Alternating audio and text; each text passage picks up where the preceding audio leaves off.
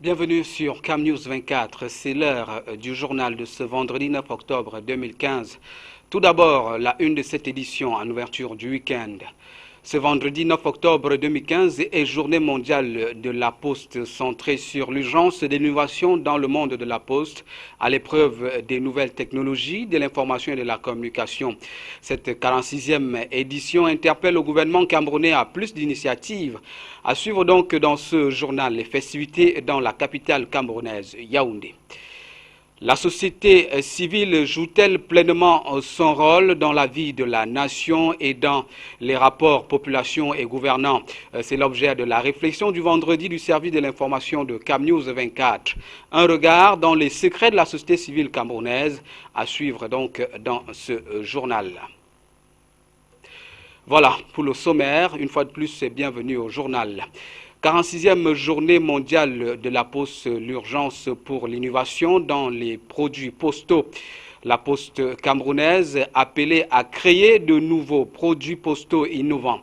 Tel est donc le vœu formulé ce vendredi à Yaoundé, à la fois par le ministre des Postes et Télécommunications et le directeur général de l'Union postale universelle lors de la journée internationale dédiée donc à la Poste.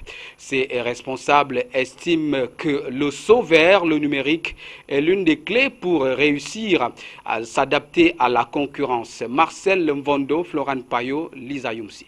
À la Cameroun Postal Service, en abrégé Campos, l'on a bien pris la peine mesure de ces nouveaux défis innovants. Confirmation avec le directeur général Campos Frédéric Fény.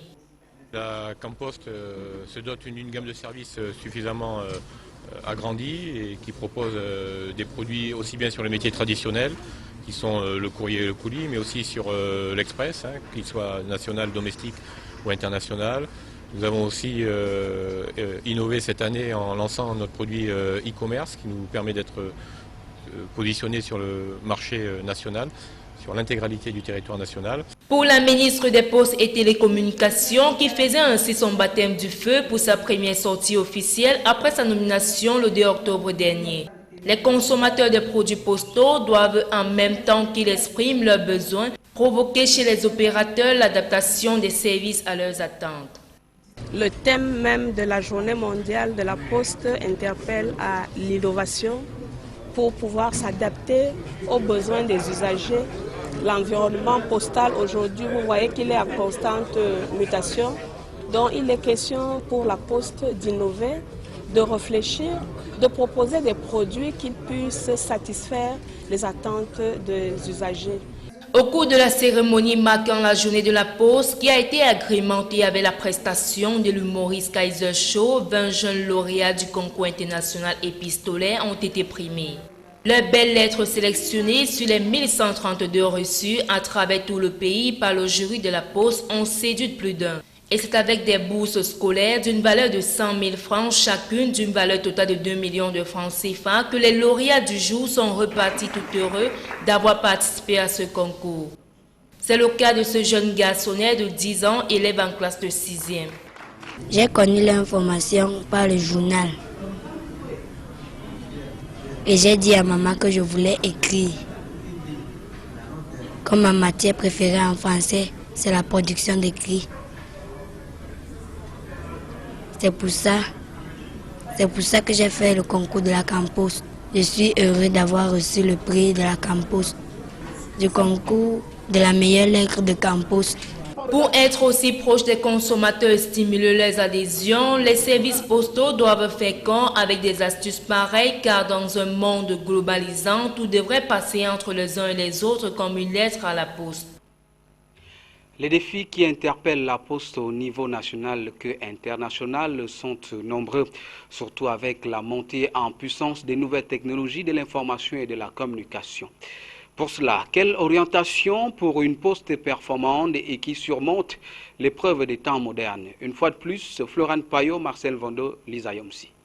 Reconnu comme l'un des moyens de communication le plus ancien, la Poste et ses courriers timbrés doivent aujourd'hui faire face aux nouveaux défis qui interpellent l'activité postale, à savoir les produits innovants. Plus rapides et efficaces, fruit du progrès des technologies de l'information et de la communication en abrégé TIC. Consciente des grands défis de l'heure, c'est à ce titre que la célébration 2015 de la Journée mondiale de la Poste a été placée sur le signe de l'innovation, l'inclusion et l'intégration comme principaux facteurs du succès pour l'avenir de la Poste. Le message du Senbissa Abdirahman, directeur général de l'Union postale universelle, exhorte à profiter des performances des TIC pour innover et créer des nouveaux segments de marché. Le directeur général de l'UPU est conforté à l'idée que la suivi de la Poste dépend fortement de son aptitude à évoluer et à innover rapidement pour combler les besoins. Les goûts et attentes des clients qui changent rapidement et qui sont de plus en plus exigeants. Pour réussir son intégration dans l'univers très concurrentiel des services postaux, l'Union postale universelle se propose donc d'inclure dans sa vision 2020 l'innovation, l'intégration et l'inclusion comme des principaux facteurs porteurs de l'activité postale. Car, pense-t-il profondément, l'avenir de la Poste dépend de sa capacité à produire de nouveaux produits et services, mais surtout de son aptitude à embrasser de nouvelles technologies, véritable vivier de son capital confiance. La journée consacrée à l'habitat joue les prolongations à l'extrême nord, à Marois. La 29e édition s'est également célébrée de ce côté-là. Pour revenir sur l'accès des espaces publics à tous, le compte rendu de Célestin Taboul, succès.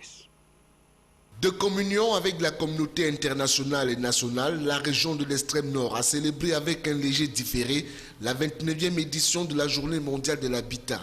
Sur le thème « Espace public pour tous », la manifestation de cette année met un accent particulier sur la sensibilisation des populations afin qu'elles gardent intact l'environnement. Dans sa prise de parole, le délégué régional de l'urbanisme et du développement urbain a fait savoir qu'en choisissant cette journée, les Nations Unies ont voulu amener la communauté internationale à réfléchir sur le droit fondamental de chaque citoyen à un abri convenable et rappeler la responsabilité collective dans le devenir de l'habitat humain à un moment d'urbanisation galopante. Mohamedou Bassirou a précisé que l'espace public peut être abordé sous les angles politiques, social, architectural et urbanistique ou coutumier. Selon lui, l'espace public est un ensemble d'espaces plus souvent ouverts et comporte aussi bien les rues, places et autres. Pour le secrétaire général des services régionaux, le thème choisi cette année tient compte des défis actuels auxquels les villes et centres urbains sont confrontés et qui sont relatifs au changement climatique, à l'assainissement, à la gestion des ordures, aux effets thermiques dans les bâtiments, à l'accès aux énergies renouvelables et à la dégradation du couvert végétal. Lui, Florent Ribouin Mamungam, a souligné que les espaces publics se présentent le plus souvent comme des endroits privilégiés de mise en œuvre de la politique écologique. Il a ensuite souhaité que les espaces publics et les rues soient bien gérés car ils sont un atout capital pour la viabilité et l'économie d'une ville. Restons dans le septentrion pour parler cette fois-ci de la campagne autour de l'éducation civique et de l'intégration nationale lancée récemment à Yaoundé par le ministre de la Jeunesse et de l'Éducation civique. Dans le nord, à Garoise également, on est fin prêt pour asseoir cette campagne. Jusqu'à Aman Bonyedona la Newswa.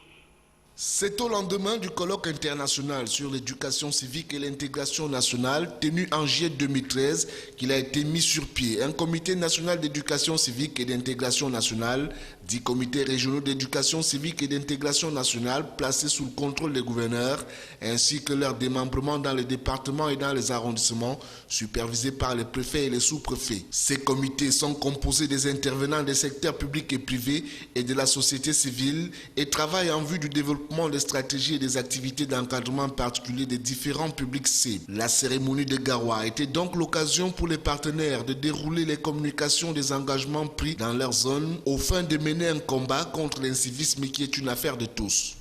Dans ce cadre de lancement, c'est comme vous venez de le suivre, il est question de repréciser le niveau et le degré d'incivisme, faire appel maintenant à une prise de conscience de tout un chacun et amener chacun à faire montre de responsabilité en prouvant sa contribution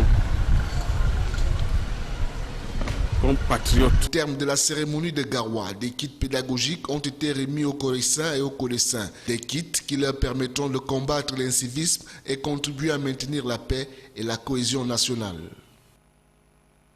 Dans la traditionnelle réflexion du vendredi du service de l'information de CamNews 24, cette réflexion porte ce soir sur la société civile camerounaise, son rôle, l'impact de ses actions sur la vie de la nation, ses déboires et surtout ses succès dans l'expression des libertés.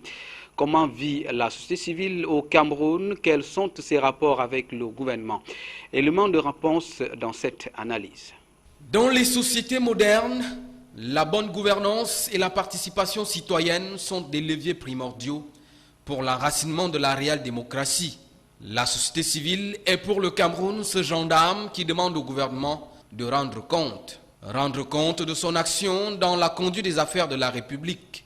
Cette société civile, véritable voix des sans-voix, écrit son quotidien à l'encre des intimidations et de la carence financière dans un pays dont l'âge d'or des libertés associatives et individuelles date des années 90. En 2015, il est subversif de tenir des réunions, des grèves, sans que violence ne soit l'unique remède dans un régime de déclaration publique à l'autorité compétente. La société civile doit-elle être mendiante de la liberté d'opinion et d'expression pour être taxée de mouvements ayant pour credo la politique alimentaire avec des ambitions nombrilistes? Que non, loin s'en faut, la société civile, qu'elle soit de la diaspora ou exerçant dans le triangle national, contribue au renforcement de l'état de droit. Il ne saurait donc avoir des lois à tête chercheuse.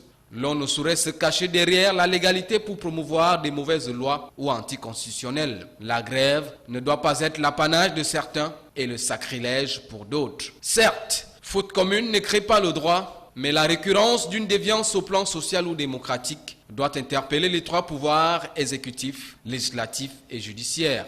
Afin d'éviter que le pays soit une république où le berceau des frustrations, la brutalité républicaine et la banalisation de la dignité humaine devant toutes ces violations qui mettent au banc des accusés, qui à la place des juges et qui pour jouer les geôliers. C'est là où les médias entrent dans le film pour faire valoir leur statut, bien que non constitutionnel, de quatrième pouvoir. L'enjeu étant de ne pas faire du pays un consortium de bénis oui-oui, mais plutôt un tabernacle où personne n'aurait le monopole du patriotisme ni des valeurs démocratiques. La société civile, sans se morfondre des obstacles, a intérêt à exiger la transparence et le sacerdoce patriotique lorsque besoin est nécessaire. À certains, il faut retrousser les manches, tandis que d'autres sont embourgeoisés. Et bienvenue la République des fractures sociales légalisées.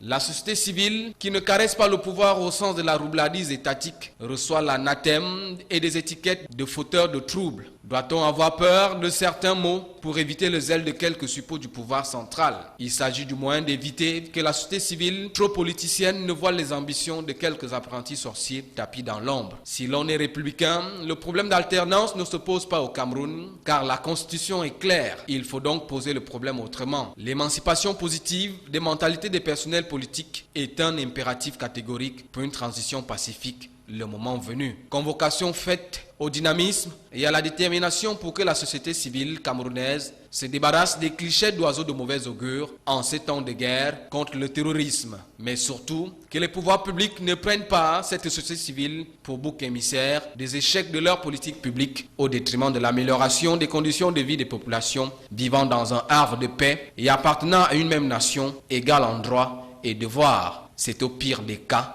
cela, la République exemplaire et démocratique. C'était donc la réflexion du vendredi, on va dire, à vendredi donc.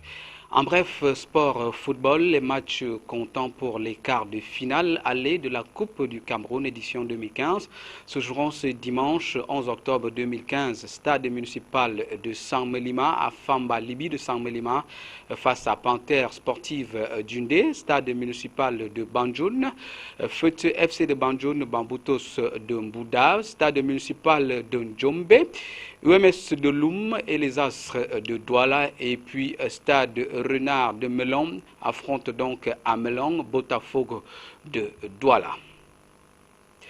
Fin de cette édition du journal. Bon début du week-end. Surtout, remarquez que l'information est en continu sur CamNews 24 et sur le site www.camnews24.com. Bonsoir.